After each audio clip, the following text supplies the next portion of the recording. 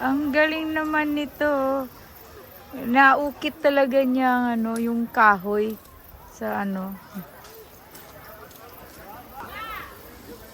Wow, meron pa isa oh.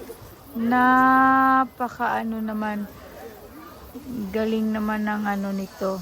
Ang artistic na to na ano. Galing niya no. Ukit talaga niya yung ano, yung mukha.